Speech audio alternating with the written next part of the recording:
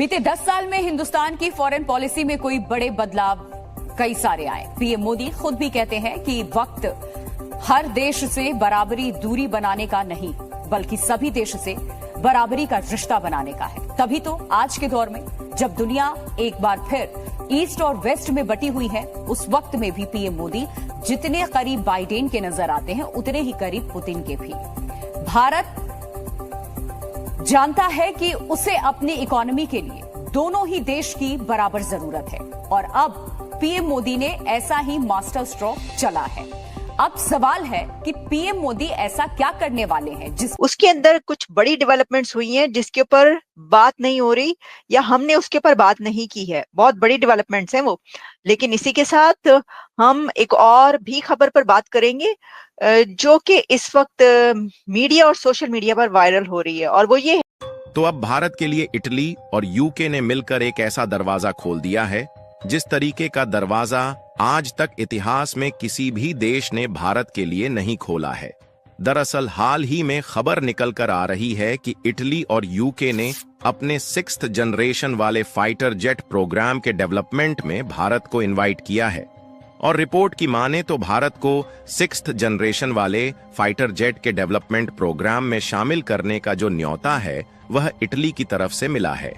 आगाज में आज सबसे पहले ताजियत और दिली हमदर्दी पड़ोसी मुल्क भारत से और बेहिस जंगली पार्टी के प्रधानमंत्री नरेंद्र मोदी से। जब गिज़वा-ए हिंद होगा ना, ये इंडिया वालों को मेरा पैगाम है, जब गिज़वा-ए हिंद होने ना तो इंशाल्लाह सबसे पहली सफ में जाएंगे, हम लड़ेंगे और इनसे 30 से 40 काफिर तो मार के ही मैं जाऊंगा जन्नत में इंशाल्लाह। क्या बात है। नमस्कार दोस्तों, भारत और इटली के बीच में एक बहुत बड़ा समझौता हुआ है जिसके तहत भारत इटली या यूरोपियन कंपनीज के साथ मिलके, यानी इटली यूके की कंपनीज के साथ मिलके next generation 5th generation fighter jet बनाएगा। भारत में तेजस का प्रोग्राम ऑलरेडी चल रहा है, लेकिन वो 5th जनरेशन नहीं है। अब चीन अपना 5th जनरेशन बना चुका है और भारत के लिए बहुत जरूरी है कि हम भी 5th जनरेशन फाइटर जेट बनाए। भारत में ऐसे 2 या 3 प्रोजेक्ट ऑलरेडी चल रहे हैं, लेकिन इटली की मदद से अब ये जो यूरोपियन कंपनी मिलके भारत के साथ ये 5th जनरेशन फाइटर जेट बनाएंगी, इसको लेके पाकिस्तानी मीडिया में बहुत ज्यादा डिस्कशन हो रहा है। ये लोग पूरी तरह से शॉक्ड है कि भारत खुद का बना रहा है। हालांकि इन्होंने अभी हाल ही में एक ऐसी खबर आई थी जिसमें ये लोग कह रहे थे कि भाई हम लोग चीन से जो चीन का 5th जनरेशन फाइटर जेट है वो ले रहे हैं, और बोला जा रहा था कि 40 जेट लेंगे, लेकिन किसी ने ये नहीं बताया कि ये टोटल डील है कितने रुपए की, मतलब कितने रुपए में चीन इन्हें ये फाइटर जेट दे रहा है। ऐसा जानकारी किसी के पास नहीं थी। तो उसका मतलब है कि ये कुछ खास नहीं, खाली बातें थी और उसमें ज्यादा कुछ नहीं होगा और चीन जस्ट अपना टेस्ट करने के लिए इन्हें कुछ मतलब एड के रूप में कुछ फाइटर जेट दे देगा। लेकिन भारत आत्मनिर्भर भारत के तहत खुद का प्लेन, खुद का फाइटर जेट डेवलप कर रहा है। आप इस सब के बारे में क्या सोचते हैं? क्या मोदी जी की वाकई ये जो नीति है बिल्कुल सही चल रही है? आप इसे सही दिशा में जाता हुआ मानते हैं? और जॉर्जिया मेलोनी के साथ जो मोदी जी की ट्यूनिंग है वो इसमें बिल्कुल साफ दिखती है। क्या आप इसको सही मानते हैं? जो भी आपके कमेंट हो कमेंट बॉक्स में जरूर लिखिएगा। वीडियो अच्छा लगे तो लाइक करें, शेयर करें, चैनल को सब्सक्राइब करना ना भूलें, बेल आइकन प्रेस कर दें लेटेस्ट नोटिफिकेशन के लिए। आइए आगे बढ़ते हैं इस वीडियो में। जय श्री राम।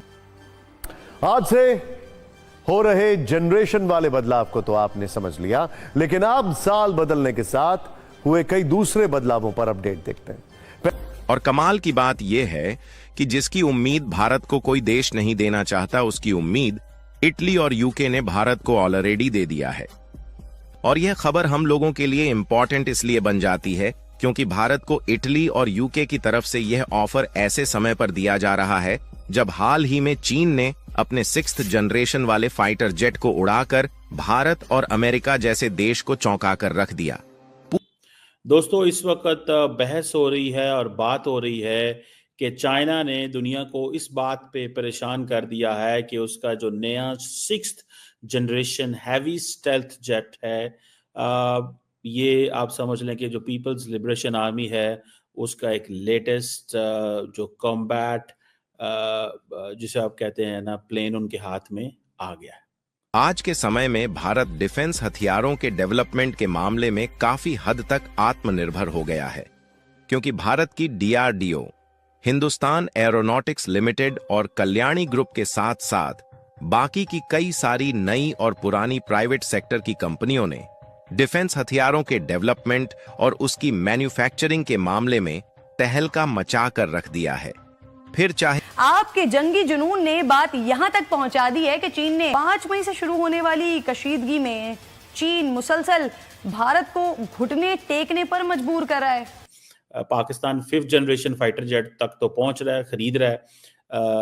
गो के हमारे बारे में ये कहा जा रहा है कि हमारी इकोनॉमिक हालात तो ठीक नहीं है, लेकिन जारी बात है इंडिया को भी तो कम्पीट पाकिस्तान ने हर कीमत पे करना ही करना। जब गिज़वा-ए हिंद होगा ना, ये इंडिया वालों को मेरा पैगाम है, जब गिज़वा-ए हिंद होना है ना, तो इंशाल्लाह सबसे पहली सफ में जाएंगे, हम लड़ेंगे और इनसे 30 से 40 काफिर तो मार के ही मैं जाऊंगा जन्नत में इंशाल्लाह। क्या बात है बोनस की, आपने ये जो बात की है ना, मेरी बात सुने भाई, मेरी बात सुने।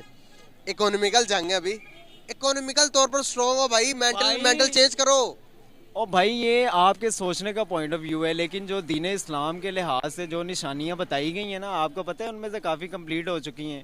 भाई मैं इस बारे में बात नहीं करूंगा, लेकिन मैं आपको ये बताना चाहूंगा, जो मौजूदा टाइम है, मौजूदा वक्त है, ये रोटी की जंग है भाई। आपने पहले कहा देखे ना 15 रुपए की रोटी होगी, वही तो मैं 15 रुपए की रोटी। इंडिया में पता कितने किलो आटा?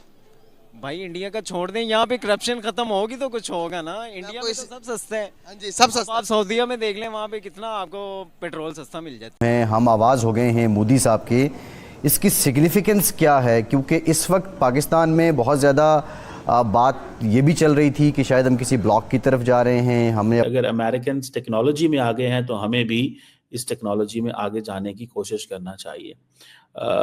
सो लेट्स सी कि ये चाइनीज़ जब तक इसको किसी बैटल फील्ड के अंदर टेस्ट नहीं करते, तब तक तो मैं भी मानने में मुझे थोड़ी सी मुश्किल होगी, क्योंकि चाइनीज़ का ये है कि वो चीज़ें तो बहुत बनाते हैं, ठीक है जी,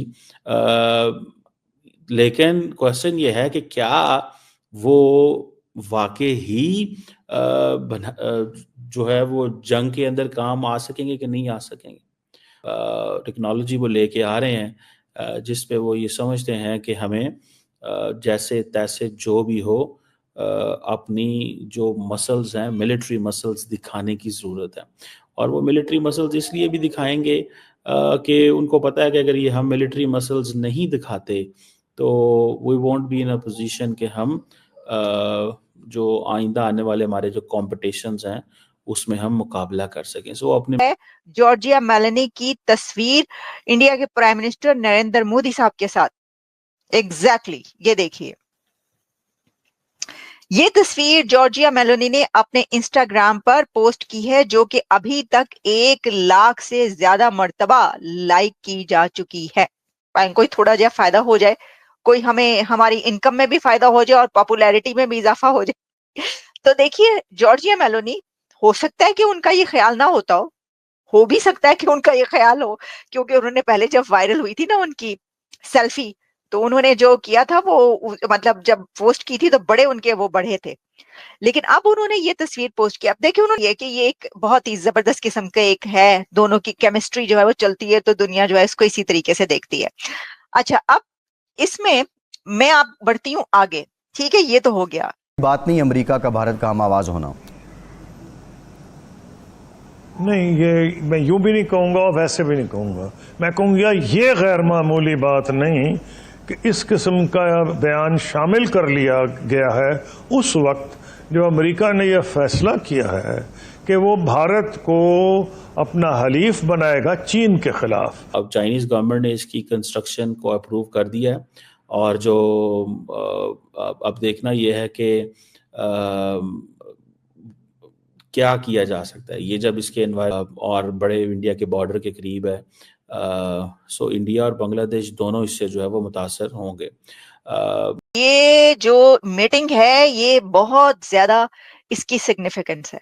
इसकी वजह ये है कि ये वो मीटिंग है कि जो इन दोनों के बीच, इंडिया और चाइना के बीच जब एक बड़ा स्टेप लिया गया था, जिसमें कि बॉर्डर डिस्प्यूट जो था उसके ऊपर एक क्लोजर हमें नजर आया, या एक ऐसा स्टेप लिया गया जिसमें एक कॉन्फ्लिक्ट रिजॉल्व होता हुआ नजर आया। उसके अलावा उसकी अपनी तारीखी हैसियत भी है, ठीक है। तो देखिए, ये जो है ना, ये बहुत बड़ी डेवलपमेंट